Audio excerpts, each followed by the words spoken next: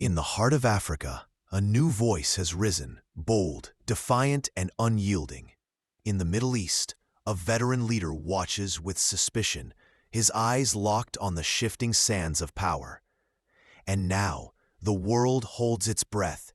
For the first time in modern history, the Prime Minister of Israel, Benjamin Netanyahu, has issued a chilling ultimatum to a young African president. You have 48 hours to leave or surrender, or else. The man on the receiving end? Ibrahim Traoré. The 36-year-old soldier turned revolutionary leader of Burkina Faso. But why would the fate of a small West African nation collide so violently with the iron will of Israel? What unseen alliances, covert deals, and hidden wars could possibly connect Tel Aviv to Ouagadougou? This is the story of power, betrayal, and the dangerous game now unfolding before the eyes of the world. When Captain Ibrahim Traoré seized power in Burkina Faso in September 2022, many dismissed him as just another soldier in a long line of coup-makers. But within months, Traoré became something more, a symbol of Africa's refusal to kneel before the West. While France demanded compliance, Traoré expelled their troops. While Washington warned of isolation, Traoré turned to Moscow, Beijing, and Tehran. And while Western media painted him as a dictator in uniform, streets across Africa celebrated him as a liberator. Crowds in Ouagadougou lifted his portraits, chanting, "Africa will never be a colony again." Traoré's rise shook Europe. It rattled Washington. But in Tel Aviv, it triggered something else: alarm. Because Traoré was not just rejecting the West, he was also rejecting Israel's quiet but strategic influence across Africa. To understand why Netanyahu would one day confront Traoré, we must go back. For decades, Israel has fought not only on its borders, but also in the shadows of Africa. From Uganda under Idi Amin, to Ethiopia during the Cold War, to South Sudan's independence struggle, Israel's intelligence services, its weapons, and its diplomacy have always reached deep into Africa. Why? Because Africa is not just a continent of poverty and deserts, as the West often paints it. It is a treasure chest of gold, uranium, oil, and rare earth minerals. It is a battleground of votes at the United Nations, and it is a chessboard where global powers fight for allies. Burkina Faso, small but resource-rich, sits at the crossroads of this chessboard. And under Traoré, it is slipping away from the Western Israeli orbit, straight into the arms of Israel's rivals. The red line was not drawn overnight. At first, Israel watched silently as Traoré turned to Russia's Wagner Group for support. Then came whispers of Iranian drones landing in secret airstrips in Burkina Faso. And finally, the reports that shook Tel Aviv. Burkina Faso and its allies exploring a defense pact that included Hamas intermediaries. For Netanyahu, already fighting on multiple fronts in Gaza, Lebanon, and the halls of the UN, this was too much. Israel could tolerate African neutrality. It could tolerate African silence. But it could not and would not tolerate an African leader giving legitimacy to Israel's sworn enemies. September 2025. An unmarked jet lands quietly in Ouagadougou. A delegation delivers a message, and hours later, the world hears Netanyahu's words. Traoré has 48 hours to leave power or surrender. If not, consequences will follow. The statement electrifies global media. CNN calls it a dangerous expansion of Israel's conflict zone. Al Jazeera calls it neo-colonial arrogance. African Union leaders call it an attack on African sovereignty. But inside Burkina Faso, the streets erupt in fury. Tens of thousands march with Traoré's picture, chanting, "We stand with our captain, down with imperialism." For them, The ultimatum is not just against Traoré, it is against Africa itself. Why would Netanyahu risk everything for this confrontation? Analysts suggest 3 reasons. First, security. If Burkina Faso becomes a hub for Iranian or Hamas-linked operations, it threatens Israel's security far beyond the Middle East. Second, resources. Israel's defense and tech industries depend on African minerals. Losing Burkina Faso to Russia, China, or Iran could tilt the balance. Third, symbolism. Netanyahu knows the battle for global perception is as important as the battle on the ground. If Traoré succeeds, it inspires others. If Traoré falls, it sends a message: defy the West and you will be crushed. In a televised address, Traoré appears calm, wearing his military uniform. Behind him, the Burkina Faso flag and a map of Africa. His words echo across the continent. Burkina Faso is not a colony of Israel. We bow to no ultimatum. We will fight for our land, for Africa, and for dignity. The crowd outside the presidential palace roars in approval. From Bamako to Niamey, from Conakry to Addis Ababa, solidarity statements pour in. Mali declares, an attack on Burkina Faso is an attack on us all.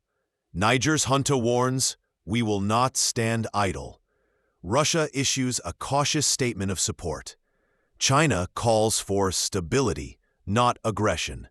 And Iran, its officials smile, saying only, the oppressed stand together. The world now watches the clock. 48 hours. What will Israel do? Will drones strike Ouagadougou? Will cyber attacks cripple the country? Or will it be sanctions, covert operations, and destabilization? Inside Burkina Faso, people stockpile food. Soldiers dig trenches. Prayer circles form in villages. Everywhere, the same whisper. Will Israel really attack Africa? The ultimatum does more than threaten Burkina Faso. It fractures the world order. At the United Nations, African diplomats walk out during Netanyahu's speech. The African Union calls an emergency summit. Protests erupt in Johannesburg, Lagos, and Dakar.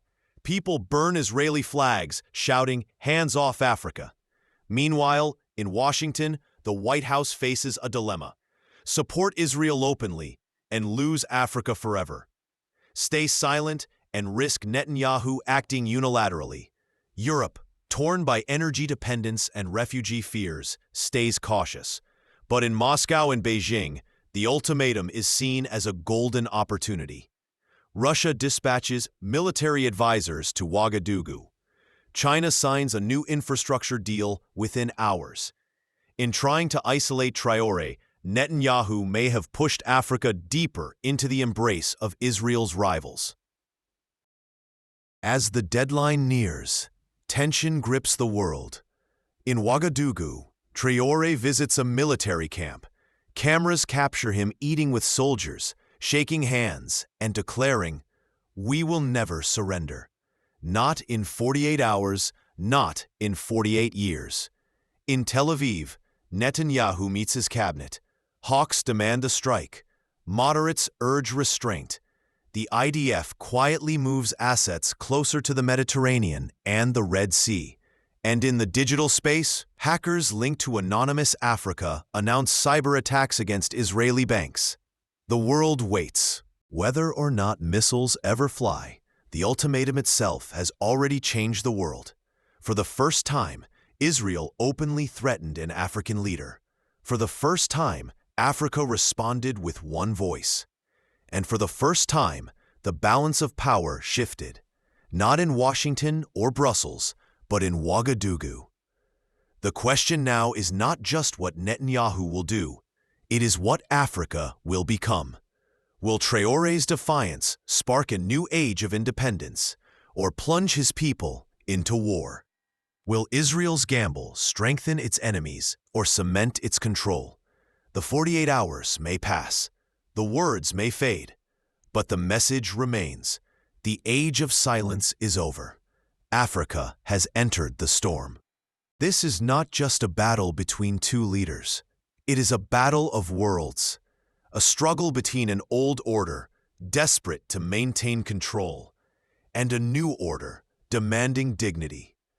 From the deserts of Burkina Faso to the streets of Tel Aviv, from Moscow's war rooms to Beijing's boardrooms, the ripples of this confrontation are only beginning. The clock is still ticking, and the world is still watching. The ultimatum is not only about armies and weapons. It is also about narratives, information, and influence. In Western media, Traoré is often painted as a dictator, a junta leader, or a Russian proxy. Headlines describe him as destabilizing Africa or threatening democracy. But in African media, the picture is different. Editorials call him a defender of sovereignty. Young journalists describe him as the hope of a new Africa. On social media, hashtags trend across the continent. Hashtag Stand with Traoré. Hashtag Africa is not for sale. Hashtag No to Ultimatum. Meanwhile, in Israel, debate fiercely. Some columnists argue Netanyahu is making a historic mistake, turning Africa into an enemy. Others defend the move, calling Traoré a terrorist enabler.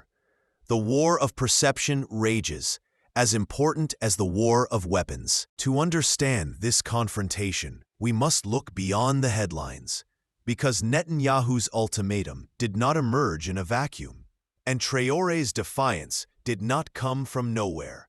Burkina Faso, once called Upper Volta, was a French colony carved out by greed, ruled with iron, and left with scars that never healed. For decades, its people endured poverty, coups, and exploitation. Then came Thomas Sankara in the 1980s, a young, fiery revolutionary who dared to say, "He who feeds you controls you." Sankara nationalized land, cut ties with the IMF, and demanded African unity. But his life was cut short in 1987 by assassins backed by foreign powers. Today, many in Burkina Faso see Ibrahim Traoré as Sankara's reincarnation, a man too young to be corrupted, too bold to be silenced. And in Israel, Netanyahu, who has spent nearly 4 decades in politics, sees in Traoré not just a rebel, but a dangerous echo of a history Israel has always feared, the rise of independent voix. From Dakar to Dar es Salaam, from Accra to Addis Ababa, the ultimatum sparks a fire. At the African Union headquarters, leaders gather in an emergency summit. The Ethiopian Prime Minister warns, if one African nation is threatened, all are threatened. South Africa's president declares, this is neo-colonial aggression, plain and simple. Even leaders traditionally allied with the West hesitate. Kenya, Ghana, Senegal, nations tied closely to Washington, stop short of condemning Traoré, but they also refuse to endorse Netanyahu's ultimatum. Why? Because the street is watching, and in the street, the people are united. Africa must never bow again. The ultimatum has done what years of diplomacy could not. It has awakened a rare, fragile sense of African unity. Amidst the high politics, life continues for ordinary people, but under the shadow of fear. In a small home on the edge of Ouagadougou, a mother packs sacks of millet and beans. Her children ask, "Mama, will the bombs fall?" She has no answer. In the market, traders whisper, "The Israelis are powerful, but so were the French, and we chase them out." A farmer shakes his head. If Traoré falls, Africa falls with him. And yet, in their eyes, there is not just fear, there is pride. For the first time in decades, they feel they are not just pawns, but part of history. Far away, in Tel Aviv, another story unfolds. Inside a cafe, 2 young Israelis argue. One says, "Why are we fighting Africans now? Isn't Gaza enough?" The other replies, "If Traoré helps Hamas, we cannot ignore him." In the Knesset, opposition leaders accuse Netanyahu of recklessness. "You are dragging Israel into another endless war," one shouts. Netanyahu replies coldly, "Security knows no borders." And in the Israeli Defense Forces headquarters, generals study maps of West Africa. Some warn, it is too far, too costly, too uncertain.